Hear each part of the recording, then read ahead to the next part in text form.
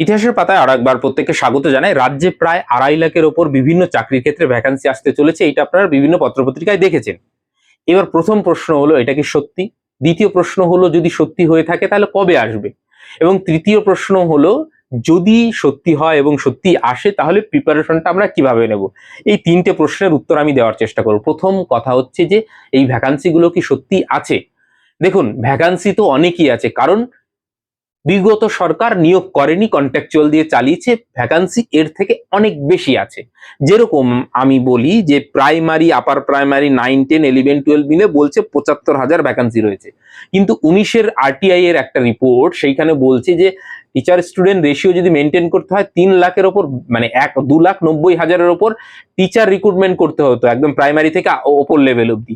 তো এই যে হিউজ পরিমাণ, দেখুন 100% রেশিও কোনোদিনও কোনো সরকার মেনটেন করে না, কিন্তু হ্যাঁ 70-80% রেশিও যদি মেনটেন হয় এবং যা ভ্যাকান্সি রয়েছে তার যদি 70-80%ও রিক্রুটমেন্ট হয়, সেটাও কিন্তু অনেক, এবং এই 75,000-এর থেকে অনেক বেশি হবে। কিন্তু ভ্যাকান্সি সেই যে বললাম না 2,90,000-এর, সেটা থেকে কমেছে। কিভাবে কমেছে? কারণ বিভিন্ন স্কুল বন্ধ হয়ে গেছে। কেন বন্ধ হয়েছে? সেই সময় যে টিচার নেই, এবং বাবা মা কখনোই চায় না যে স্কুলে টিচার নেই, পড়াশোনা হয় না, সেখানে কেন তার ছেলে মেয়েকে পড়াবে? তাহলে তাকে প্রাইভেট স্কুলে দেখবেন। আপনার এই 5-6 বছরে আশেপাশে রমরমি প্রাইভেট স্কুলের কিন্তু রমরমা বেড়েছে। এই যে যে টিচার রিক্রুটমেন্ট, এই যে 3 লাখের কথা বললাম প্রায় অ্যাপ্রক্স, তো সেই ভারটা কিন্তু গিয়ে পড়লো প্রাইভেট স্কুলের ওপর, এবং বাধ্য হয়েই গার্জিয়ানরা কিন্তু প্রাইভেট স্কুলে কিন্তু তাদের ছেলে মেয়েকে পাঠাতে মানে বাধ্য হলো এক প্রকার। এইটা হচ্ছে বাস্তবতা। তো সেক্ষেত্রে তারপরেও এই যে রাজ্যে কম করে হলেও কিন্তু এই 75,000 কিন্তু ভ্যাকান্সি নেই, এর থেকে অনেক বেশি ভ্যাকান্সি আছে, এটা একদম বাস্তব। কিন্তু এই যে পত্রিকার কথা আপনারা বলছেন বা রেফারেন্স দিচ্ছেন, সেই পত্রিকা দেখবেন যে প্রতি বছর আপার প্রাইমারি নিয়োগ করে, কিন্তু একবারও হয় না। এইটা তাহলে কিসের উপর ডিপেন্ড করছে? সরকার চাইছে কি চাইছে না তার উপর ডিপেন্ড করছে। এইটা গেল। দ্বিতীয় কথা, যদি টিচার রিক্রুটমেন্টের কথায় আসি, তাহলে আপনারা জানেন যে এই যে ফার্স্ট এসএলএসটি যেটা হয়েছিল সেটা বাদ হয়েছে দুর্নীতির দায়ে, সেকেন্ড এসএলএসটি হয়েছে তার পরিপ্রেক্ষিতে। সেইটা এখন প্রায় থমকে রয়েছে। এবার এটার ভবিষ্যৎ কি? কেউ কিচ্ছু বলছে না। রাজ্য সরকারের এখন অব্দি মন্ত্রিসভার মানে পূর্ণাঙ্গ মন্ত্রিসভার গঠন হয়নি না। কোনো শিক্ষামন্ত্রীর তরফ থেকে, মানে শিক্ষামন্ত্রী হলে তাহলে তার বক্তব্য শুনলে, তারপর এসএসসির চেয়ারম্যান যদি কিছু বলতো তাহলে না হয় বোঝা যেত যে কোন দিকে মুভ করতে চলেছে। তো এই বিষয়টা রয়েছে সম্পূর্ণভাবে ঝুলে। এইটা যতক্ষণ না নিষ্পত্তি হচ্ছে, থার্ড এসএলএসটি আসবে না।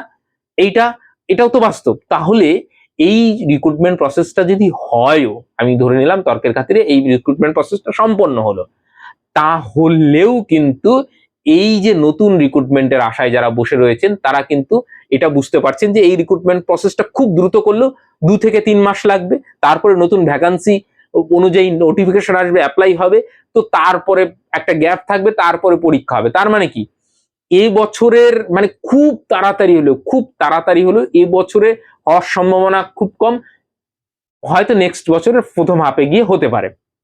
তাই তো দাঁড়াচ্ছে লজিক্যালি।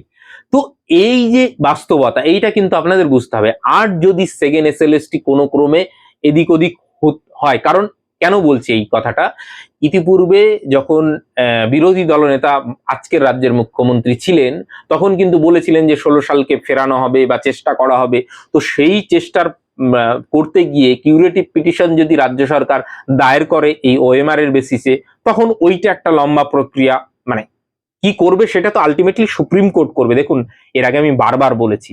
তো এই বিষয়টা কিন্তু কোনোভাবেই সিম্পল বিষয় না, জটিল বিষয়, সময় লাগবে, এবং এই সময়টা কিন্তু রাজ্য সরকার মানে নেবে, কিছু করার নেই। তো এই গেল হচ্ছে বাস্তবতা। দ্বিতীয় হচ্ছে যে, তাহলে আমাদের কি করণীয়? যারা টিচার রিক্রুটমেন্টের জন্য আশায় বসে আছেন তারা নিশ্চয়ই আপনার সাবজেক্টটা আপনি ক্লিয়ার করুন।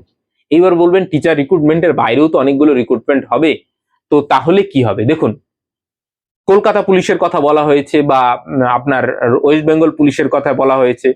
তো সেখানেও দেখবেন যে ওয়েস্ট বেঙ্গল পুলিশ রিক্রুটমেন্টের ক্ষেত্রেও কিন্তু এই জটটা আইনি প্রক্রিয়া আটকে রয়েছে। ঠিক? তো সেইটাও যতক্ষণ না নিষ্পত্তি হচ্ছে তাহলে নতুন রিক্রুটমেন্ট আসবে না। তো সেটাও তো শেষ হতে হবে। তাহলে সেটাও কিন্তু এই 1-2 মাসের মধ্যে নতুন করে কোনো নোটিশ আসার সম্ভাবনা নেই। হ্যাঁ, ওইটা হয়ে গেলে তবে আসবে। এটাও একমাত্র পঞ্চায়েত রিক্রুটমেন্টের ক্ষেত্রে 6,500 কিন্তু সরি 6,500 পদ মন্ত্রিসভা অনুমোদন করেছেন। রাজ্যের পঞ্চায়েত মন্ত্রী জানিয়েছেন না 6,500 না, বাকি আরো পদ মিলিয়ে 11,000 সামথিং পদ নতুন করে কিন্তু নোটিফিকেশন আসবে। তো এইটা একমাত্র অফিসিয়ালি আমরা জানতে পারছি। বাকি যে সমস্ত বলা হচ্ছে যে মিউনিসিপ্যালিটি বলুন ইয়ে বলুন, এখন তো সব ভাঙা গড়া এবং ধরা এইগুলো মানে দুর্নীতির দায় সরি সেগুলো নিয়ে ব্যস্ত। তো এই রিক্রুটমেন্ট প্রসেস গুলো কিন্তু হতে সময় লাগবে।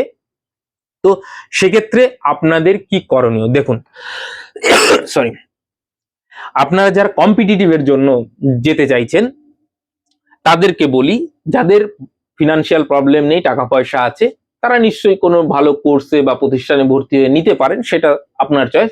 কিন্তু যারা বলছেন সেলফ স্টাডি করবেন বা মানে নিজে থেকে প্রস্তুতি নেবেন সাইড বাই সাইড, তো সেক্ষেত্রে আপনাকে কি করতে হবে, এইখানে যতগুলো আমি ম্যাথের বই দেখাচ্ছি যে কোনো একটা নিন, বেশি নেওয়ার দরকার নেই। আপনি সুবীর দাস নিতে পারেন বা আগরওয়ালের বই নিতে পারেন বা যে কোনো আপনার যেটা চয়েস। সুবীর দাসের বইটা যথেষ্ট মানে মানে কি বলবো, আপনি টিচার ছাড়াও নিজে নিজে করতে পারবেন, সুন্দর করে বুঝিয়ে বলে দেওয়া আছে। তো আপনি যে কোনো একটা বই নিন এবং সেইটা ধরে ম্যাথ প্র্যাকটিস করুন, কারণ কম্পিটিটিভে যেতে গেলে আপনাকে ম্যাথ মাস্ট লাগবে। দ্বিতীয় কম্পিটিটিভের গুরুত্বপূর্ণ অংশ হচ্ছে ইংলিশ। এইখানে যতগুলো বই আছে যে কোনো একটা গ্রামার বই নিন, বা নিতেই হবে না, আপনার যদি মাধ্যমিক লেভেলের কোনো রকম কোনো গ্রামার বই থাকে অথবা পিসি দাসের বই আপনারা নিতে পারেন, যথেষ্ট ভালো বই। ডাব্লিউবিসিএস যারা দেয় তারা অনেকেই কিন্তু এই বইটা ব্যবহার করে। আর পিকে দে শর্মার বোধহয় একটা বই আছে, সেটাও নিতে পারেন, অতটা লাগবে না। মাধ্যমিক লেভেলে যে কোনো একটা গ্রামার, তাহলে এইটা হয়ে গেল। বাকি হিস্ট্রির জন্য তো প্রচুর বই রয়েছে, সেটা তো বলতেই পারি। হিস্ট্রি জিওগ্রাফির জন্য এই ধরনের কোনো বই নিতে পারেন, বা যদি মাধ্যমিক লেভেলের আপনি যদি মানে পরীক্ষা দিতে যান, যেমন পঞ্চায়েত বলুন বা বলুন, তাহলে জিএস এর জন্য এই লুসেন্টের বইগুলো, এই ধরনের বইগুলো কিন্তু খুব ভালো। দেখুন একটা বিষয় বলি, যখনই কোনো পরীক্ষা দিতে যাবেন, কম্পিটিটিভ এক্সামের পরীক্ষা, তখন আপনাকে সর্বাগ্রে জানতে হবে আপনাকে কি বাদ দিতে হবে এবং কি পড়তে হবে। এই দুটোর যদি ডিফারেন্সিয়েট না করতে পারেন তাহলে কিন্তু আপনি ঠকে যাবেন। কেন ঠকে যাবেন? তা আপনি যদি মানে এখন ইতিহাস মানে কি আপনি সবকিছু পড়তে শুরু করবেন? ধরুন এই সিম্পল আপনি উদাহরণ দিচ্ছি, এইটা যেরকম, এটা একটা বই রয়েছে, কি বই, Buddhist and Brahmanical sculpture in the Dhaka museum, আমি পড়ছিলাম। তো এই ঢাকা মিউজিয়ামের ওই পাল বা সেন যুগের কি বুদ্ধিস্টদের কি স্কাল্পচার বা মূর্তি রয়েছে, বা ব্রাহ্মণিক্যাল কালচারের কি মূর্তি রয়েছে, সেগুলো তো আপনার পড়ে লাভ নেই, সেগুলো তো কম্পিটিটিভ এক্সামে আসবে না। তবে এই ইতিহাস তো জানার কোনো প্রয়োজন নেই। যে ইতিহাস জানার প্রয়োজন রয়েছে তাহলে আপনাকে সেই রকম ইতিহাস পড়তে হবে। দেখুন বাংলার ক্ষেত্রে অনেকেই জীবন মুখোপাধ্যায় মানে বলেন, আমিও বইটার কথা অনেককেই বলি, যে যদি আপনার বাংলায় একটা ভালো বই যেটা আপনাকে ইতিহাসকে খুব সহজভাবে উপস্থাপন করে বোঝাবে, সেইটা হচ্ছে জীবন মুখোপাধ্যায়ের বই, আপনি নিতে পারেন। এছাড়াও অনেক বই রয়েছে এখন মার্কেটে, অনেক প্রচুর মানে রিসোর্সেস রয়েছে, সেগুলো ইউজ করতে পারেন। তো সেক্ষেত্রে এইখানে অনেক বই রয়েছে, এগুলো এমসিকিউ এর জন্য ব্যবহার করা যেতে পারে। জিওগ্রাফির জন্য যেরকম মন্ডল প্রকাশনীর একটা বই রয়েছে কার্তিক চন্দ্র মন্ডলের, বা আপনার পলিটির জন্য যদি বলেন তাহলে এই যে যেরকম মুখোপাধ্যায়ের বইটা যথেষ্ট ভালো, বা আপনি যে কোনো বই নিতে পারেন।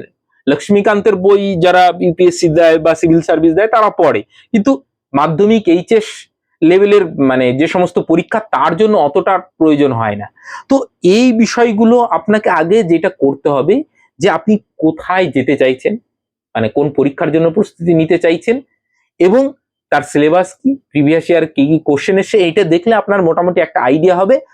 আর আমি যেটা বললাম, যে কোনো একটা ম্যাথ, যে কোনো একটা ইংলিশ গ্রামার, পলিটির যে কোনো একটা ভালো বই, হিস্ট্রি জিওগ্রাফির যে কোনো একটা ভালো বই যদি আপনি পড়েন, আপনার বেস ক্লিয়ার হয়ে গেল।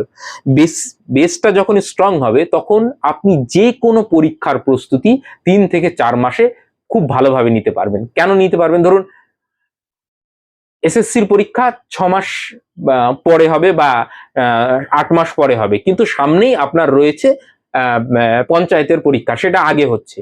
তাহলে আপনার যদি বেসটা ক্লিয়ার থাকে, তাহলে কিন্তু আপনি যদি 3 মাস ফোকাস করেন ওই কম্পিটিটিভ এক্সামের জন্য বা পঞ্চায়েতের জন্য, তাহলে যেহেতু আপনার বেস ক্লিয়ার রয়েছে সেহেতু আপনি কিন্তু অনেকের থেকে অনেক ভালো বেশি প্রস্তুতি নিতে পারবেন এবং পরীক্ষাটা অনায়াসে ক্র্যাক করতে পারবেন। তো এই বিষয়টা কিন্তু মানে একদিনে আসে না, দীর্ঘদিন প্রস্তুতির মধ্য দিয়ে আসে এবং সেইটা কিন্তু হয়। যেমন আমি লাস্ট যে এই কনস্টেবলের কথা বললাম বা পুলিশ সার্ভিসের কথা বললাম, পুলিশ রিক্রুটমেন্টটা বিশেষ ঝুলে রয়েছে, সেটা কিন্তু আমি সেই রকম কোনো প্রস্তুতি নিইনি। এমনি আমি জেনারেলি বিভিন্ন পরীক্ষা যখন সময় পাই আমি দিতে যাই কম্পিটিটিভ এক্সামের পরীক্ষা। কেন দিতে যাই? কারণ যতক্ষণ না আমি ওই প্রসেসটার মধ্যে দিয়ে যাব ততক্ষণ তো আপনাকে ভালো বলতে পারবো না। তো আমি প্রসেসটার মধ্যে দিয়ে গিয়ে, সবাই ধরুন সারা বছর প্রস্তুতি নিচ্ছে আমার কিন্তু ওই রকম মানে জোরদার প্রস্তুতি নেই, তারপরেও কিন্তু আমি সবসময় চর্চার মধ্যে থাকি বলে সেই জিনিসটা কিন্তু অনায়াসে ক্র্যাক করা যায় এবং ক্র্যাক করেছি। তো এই বিষয়টা কিন্তু একদিনে আসবে না। আপনি এই যে কথাগুলো ম্যাথ বললাম, ইংলিশ বললাম, পলিটি বললাম, জিওগ্রাফি বললাম, হিস্ট্রি বললাম, এইগুলো বিষয় যদি আপনি দীর্ঘদিন চর্চা করেন বা আপনার একটা বেস তৈরি থাকে, তারপরে আপনি যদি যে কোনো পরীক্ষার জন্য যান, সেইটা আপনি যদি 4 থেকে 5 মাস সময় দেন, আপনি এতটা মানে এগিয়ে যাবেন যে অন্য কেউ কিন্তু ওই মানে নোটিফিকেশন বেরোনোর পর যারা প্রস্তুতি শুরু করবে আপনাকে কিন্তু ছুতে পারবে না। তো এইটাই হচ্ছে বেসিক নিয়ম, যে কম্পিটিটিভ এক্সামে যদি আপনি প্রস্তুতি নিতে যান, বেস ক্লিয়ার করুন, তারপরে আপনি নির্দিষ্ট কোনো একটা জায়গাকে ফোকাস করুন এবং সেই অনুযায়ী সেই প্রিপারেশনটা নিন। এবং যেহেতু আপনার বেস ক্লিয়ার রয়েছে সেহেতু আপনার সঙ্গে যারা প্রস্তুতি শুরু করছে তাদের থেকে আপনি অনেক বেশি এগিয়ে থাকবেন, কারণ আপনাকে সাধারণ জিনিসগুলো কিন্তু আর দেখতে হচ্ছে না। সেই সময় শুধু প্র্যাকটিস এবং সে মানে কি বলবো, নিজেকে যতটা ইনহ্যান্স করা যায় সেই দিকে আপনি নজর দেবেন। বাকিরা সবাই তখন বেসিক পড়তে পড়তে পরীক্ষা দিতে চলে যাবে, 3 মাস 4 মাস পড়বে তারপরে পরীক্ষা দিতে। সেরকম করে কিন্তু কোনো কম্পিটিটিভ এক্সামে ক্র্যাক করা যায় না বা হয় না। একটা নিষ্ঠার সঙ্গে, ধারাবাহিকতার সঙ্গে একটা কিন্তু মানে প্যারালাল প্রস্তুতি, দীর্ঘদিনের প্রস্তুতি লাগে, এটা হচ্ছে বাস্তবতা। আপনি যত নামি দামি কোচিং সেন্টারই পড়ুন, যাই পড়ুন না কেন, সেটা কিন্তু আপনাকে খুব একটা কাজে দেবে না। হ্যাঁ, স্ট্র্যাটেজি কিছু ক্ষেত্রে কাজে দেয়, সেগুলোর দরকার রয়েছে, কিন্তু তার আগে দরকার রয়েছে আপনাকে তো তৈরিটা হতে হবে। পরীক্ষাটা তো আমি বা কোনো কোচিং সেন্টার গিয়ে দেবে না। তো সেই বিষয়টা আপনারা কিন্তু সাইড বাই সাইড করতে পারেন, যারা টিচিং রিক্রুটমেন্টের বাইরে গিয়েও এই কম্পিটিটিভ এক্সামের দিকে নজর দিতে চাইছেন।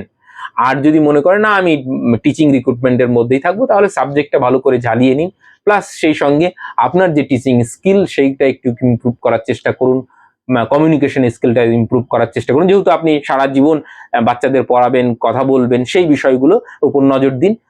বাকি দেখা যাক। বলেই তো দিলাম যে খুব দ্রুত কিন্তু এই মুহূর্তেই নোটিফিকেশন এসে যাচ্ছে, এই মুহূর্তেই রিক্রুটমেন্ট হয়ে যাচ্ছে, এরকমটা কিন্তু হবার নয়।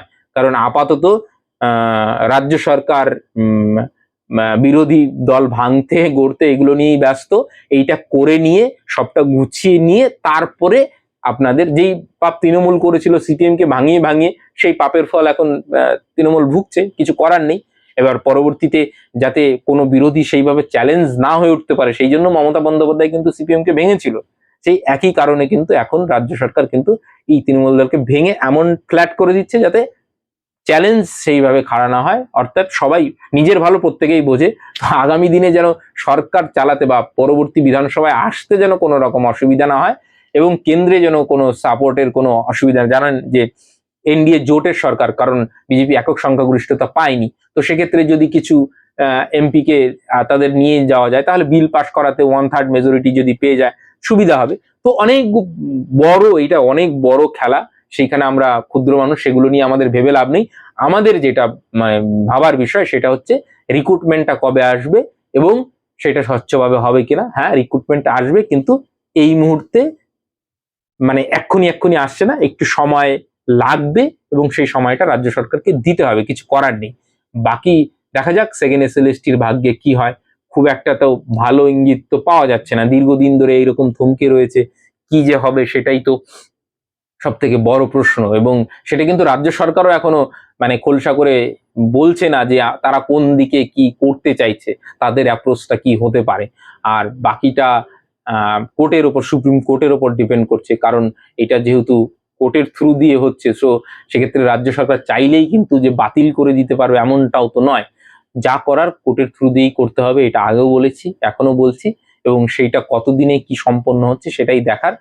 বাকি খুব একটা যে ভালো খবর সিএনএসএলএসটি বা এর জন্য সেই রকমটা কিন্তু পাওয়া যাচ্ছে না যে এই কালকেই রিক্রুটমেন্ট প্রসেস শুরু হয়ে যাচ্ছে, এমনটা কিন্তু কোনো ইঙ্গিত নেই। দেখা যাক, যা খবর আসবে আমি নিশ্চয়ই, যদি কোনো খবর আসে নিশ্চয়ই আপনাদের জানিয়ে দেবো।